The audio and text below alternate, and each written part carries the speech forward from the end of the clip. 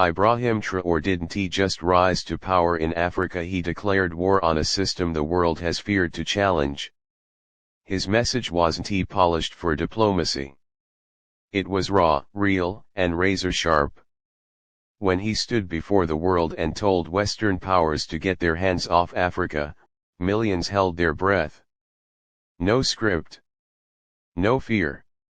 Just truth. That truth, once spoken, became uncontrollable. Clips of Traoré didn't he just trend in Africa, they infiltrated the firewalls of Western media silence.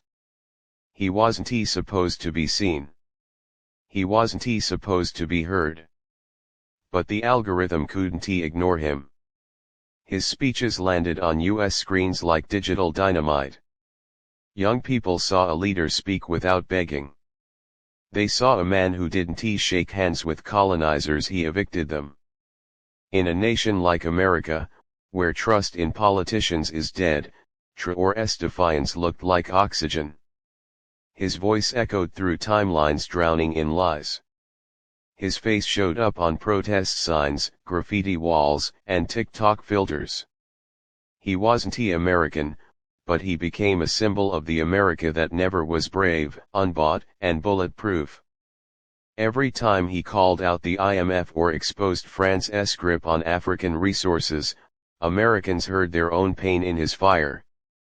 They didn't see Burkina Faso, they saw Flint, Ferguson, and forgotten towns. A leader who stands in a storm and doesn't flinch, that's what they'd been waiting for. His military fatigues became more than a uniform, they became armor for every soul fighting a broken system. His message crossed oceans, not borders. He didn't talk reforms, he talked resistance. That shook a nation numbed by empty speeches and dying dreams. While US politicians tweeted platitudes, Traoré dropped grenades of truth. And the youth listened. Not because he spoke English, but because he spoke freedom. Not the Hollywood kind. The real kind. The kind that gets you censored, silenced, or shot.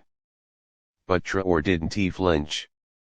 That's why his face flooded US feeds like a ghost of the revolution they were promised but never given.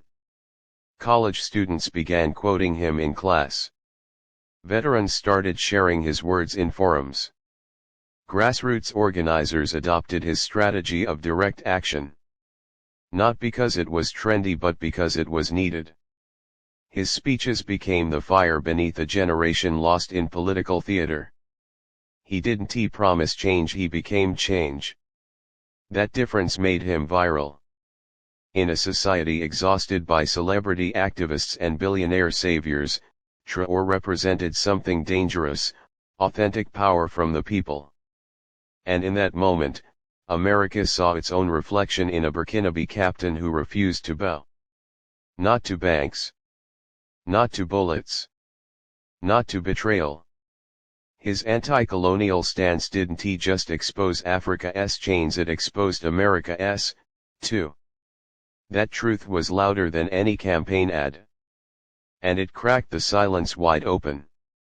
It started with a whisper, then it became a war cry. The words Traoré mindset began showing up not in Burkina Faso, but in the streets of Brooklyn, in alleyways of Chicago, and on the campus walls of UCLA.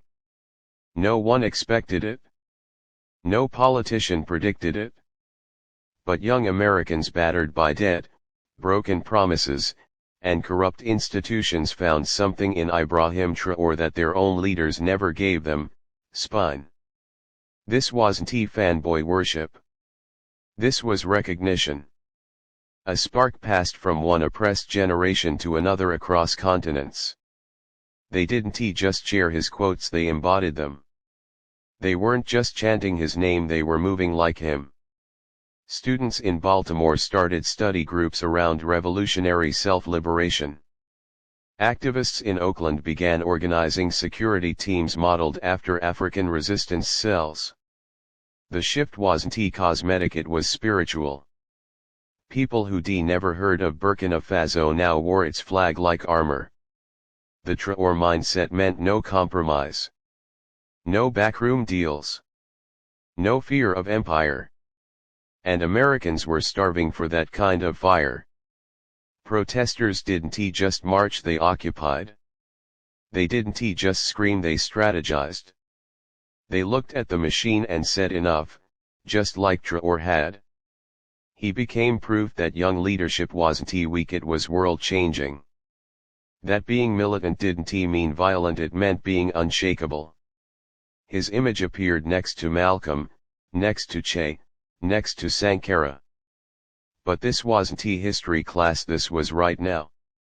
The viral clips weren't just viral, they were viral with intention. The youth weren't watching to be inspired, they were watching to execute.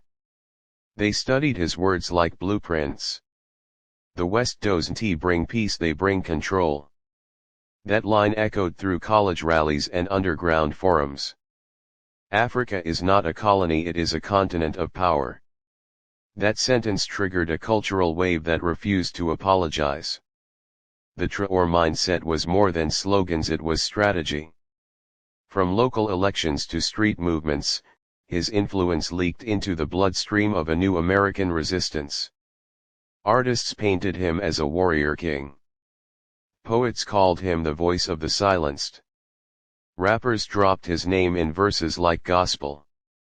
This wasn't just political, it was generational. It didn't fit neatly into party lines. It was too bold for the liberals, too free for the conservatives. The establishment didn't know where to place it because they'd never seen anything like it. And that's why it scared them. They didn't just see admiration, they saw mobilization.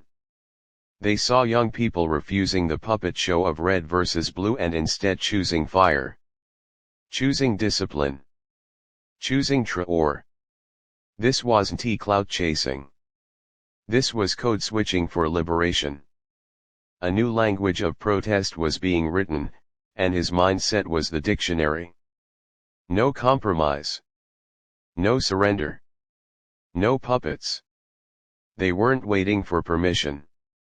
They weren't asking for help. They were becoming the storm. Traore didn't tell them to follow him, he dared them to rise like him. And they did.